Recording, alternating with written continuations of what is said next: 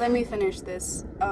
This is gonna be the end of that Austin video, because I have been contemplating whether I should even make like a vlog type video of my trip to Austin anymore, because like it's been a mess. It's been a big mess. It's been a big mess. I think I still might, but I haven't decided yet. But just in case I do make the video, let me like do an outro for this. After leaving, I've driven about an hour now, an hour and a half, almost 2 hours maybe, and I'm down in Waco, Texas. And I just popped into this Dollar Tree because I wanted, what did I want? I wanted the car mount. It's huge, it's really nice. They have a lot of things, including like a little like nail trimmer, like if you had acrylics. I wonder how well that works. If I had more time and I wanted to spend that money, I would buy it just to try it out, but not right now. Not right now. But I did buy the nails because I was like, after that whole trip to Texas, after that trip to Austin, I need to drive home and feel cutesy, okay? So this is it. This is the redeeming quality of being in Austin, Texas for 2 nights. The people there were really nice, though. I will say that. The guy at the hotel that I stayed at, his name was Jose. He checked me in. He was really sweet. He was real kind. From Cuba. The guy who fixed my window. Hello. This is the fixed window. He broke my driver's side window. So those are tinted. This one isn't. But we'll just buy a tinter. He fixed it in less than 10 minutes. He told me he learned how to fix the windows from YouTube. He said his first customers were not that happy with him, but after a while he got better. He fixed it in less than 10 minutes in the rain, and he came to the hotel where I was staying at. He was very kind, very sweet, seemed like somebody's father. And he made $220 easily, like just from fixing this one window. Maybe I should have kept that information to myself, but in being transparent. There you go. He even vacuumed up the glass, the fragments of glass that were on the floor and on the chair from when that other man broke the window. And he even took the part, because after it had been broken, I put it in, there's a bucket in the back, in the trunk of this car that I just grabbed, and I put the window in because I didn't know what to do with it. I was in shock. He took that too, so he was very kind. He was very kind and very sweet, and he came super early this morning to fix my window. That made me think that could be a job opportunity. That could be something that someone can do very easily. Even me, I think I could learn how to fix a car window, because my mom was like, he probably bought the part for like $50, and then he comes and does that. Less than 10 minutes, he just made over $200. Even if you subtract the 50 for maybe the part, the window that he bought, he said there are warehouses that sell them. Even if you replace like the $50 from that part, he still made like, at least 100 something for less than 10 minutes of work. That man is he's doing something, So yeah, wow, the people were nice. I met another guy. He was solving he was homeless. He was solving a Rubik's Cube, and I thought to myself, the brilliance to learn to know how to solve a Rubik's Cube. You gotta have a sharp mind, even if you're gonna tell me that if once you learn how to solve it, it's kind of like muscle memory, you have to even have the will to learn in the first place. Because sure, we might all be able to solve a Rubik's Cube, but who's taking out the time to try to learn, So he was homeless, and he asked me for money. I didn't have cash with me, which I should need to start carrying cash. But he had the most beautiful blue eyes, like this kind of blue. And so I told him, I was like, I'm so sorry I don't have any cash with me, but you have the most beautiful eyes. And he was like, thank you. And he was like, you have a pretty smile. And I said, thank you. And like, at least we saw each other on a human level, so that was nice. The people were really nice. The people that I met were nice. But the place itself,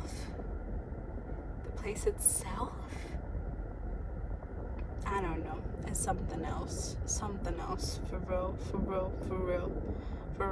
something else. I don't even have words. But then I end up in Waco.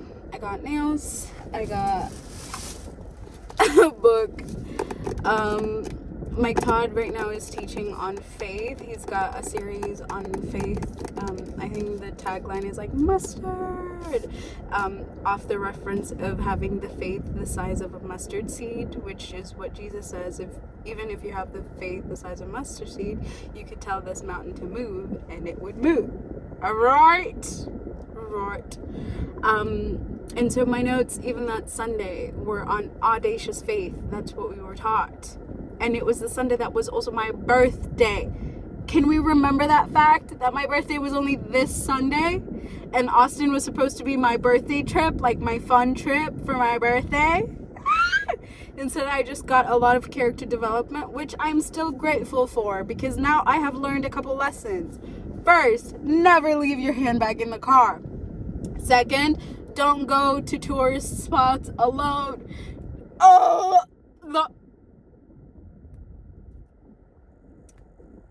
Maybe be a little less trusting of strangers. I don't know. I've just learned a lot. Because none of my experiences are never fully negative. If it's not positive, if it's not fun and games and kikiing and ha-haing, then it's just a bunch of lessons that you learned, which is still okay. It's just fine. It's fine. Not as fun as like a good time, but it's okay. It's fine. Lessons are good too. And so this, I'm excited to get into.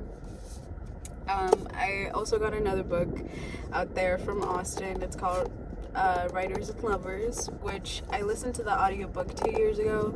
But since I found the book, I wanted to get it as a souvenir, like every time I'll see it on my shelf, I'll remember Austin. So I'll read that and talk to you about that. Also, these two books will be my Texas, around my birthday, my 23rd birthday trip. Anyway, so tagline, it's only crazy until it happens. Resonant, very resonant.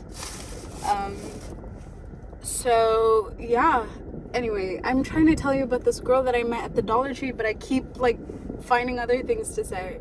So I finally get over here and I go to the Dollar Tree and I'm checking out, and this girl, her name is Evelyn. So she checks out the person in front of me and then she just stands still, not moving, not saying a word, just looking off into the distance. So I give her a moment because I'm not in a hurry. I'm just driving home. I've got a 6-hour trip ahead of me. I'm not in a hurry at all. And so I give her time. She's staring off into the distance.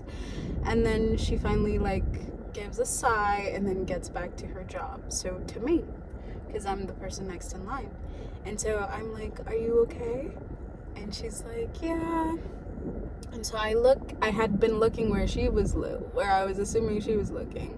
And there was a woman outside with over 10 balloons, stuffing them into her car. So I thought maybe that's what she was looking at.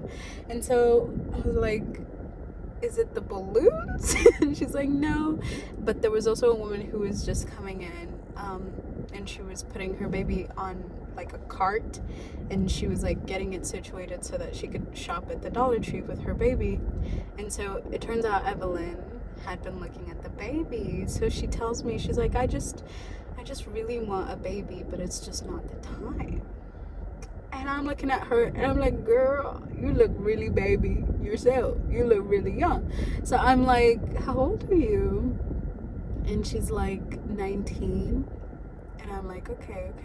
I get the desire to have a baby. I get that. I tell her that. I say, same. Sometimes it feels like when you have a baby, it gives you sort of a sense of purpose, and it kind of like it's a constant reminder of why life is worth living, you know? So I'm like, okay, so I can sense that like this is a deeper desire, but it's not something that she's just gonna like just talk to me about like that, you know? Maybe I should start driving. Yeah, let me start driving because people are starting to look at me.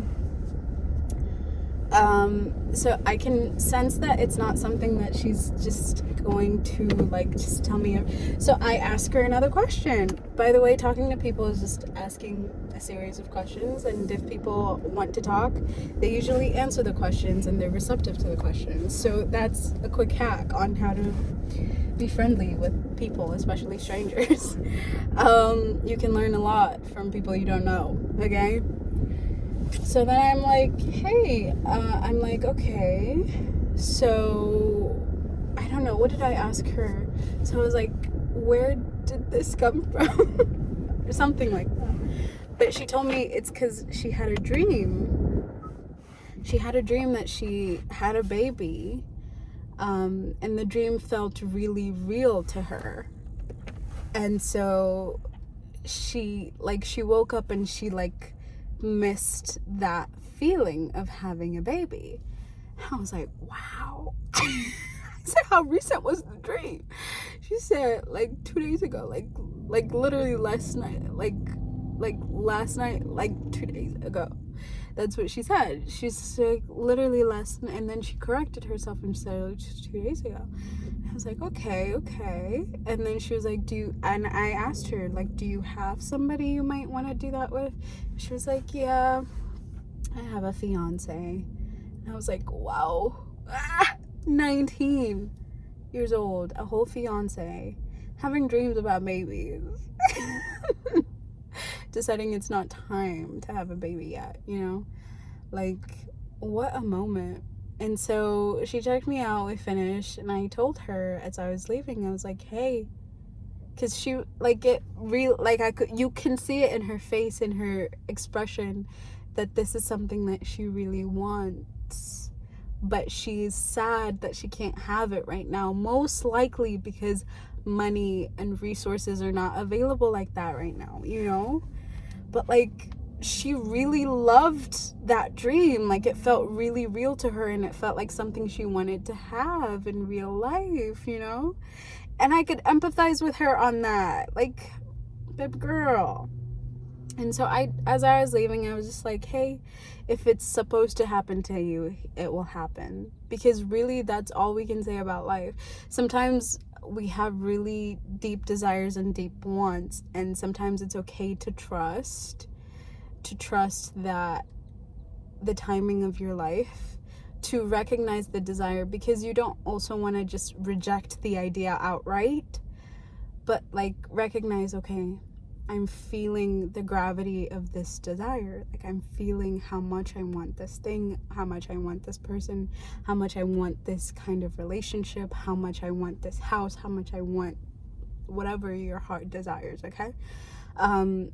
It's okay to acknowledge and recognize that desire, even voice it out loud, even write about it, like do something to transmute that energy, and then sit back and allow life to fall into place, to allow for those things to either make their way to you or change shape and form and become more succinct in what it is, you know? So maybe for her, okay, I'm not gonna specifically talk about her dream and her want. Let's talk about me, for example. Like, maybe sometimes when I desire a family and like to be there where I am somebody's mother and I'm doing the work of nurturing another human being, maybe sometimes that comes from a place of like wanting to nurture myself in a way also. Maybe that comes from wanting the stability of like a home that I've built with another person, with a person that I love, of having that love relationship be what raises a kid. You know, sometimes like a desire, like it's not just like as plain as like, oh, I want a baby. Sometimes it's tied to other like realizations and things that you emotionally or psychologically need, that is being picked up by your subconscious, and they're trying to show it to you, and it's trying to speak to you in that way and communicate that to you. Okay, now I'm just starting to chat and I need to drive. That's what I need to do. Oh my gosh. Okay. Anyway, that's Austin, and I'm kind of grateful that I'm putting it behind me, but I'm still apprehensive about what my life looks like. Like, because that was like a blimp.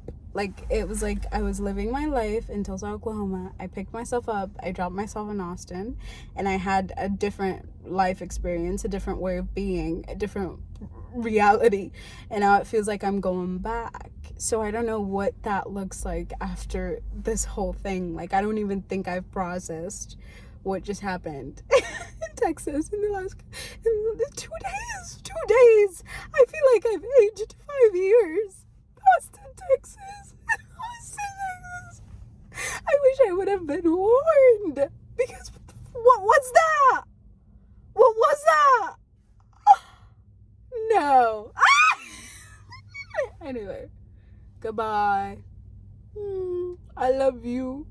Thank you for watching if you watched this far. I'm just a chatter at heart. Oh my gosh. Look at my cute nails. Look at it. This little strawberry. Ah. Okay, bye.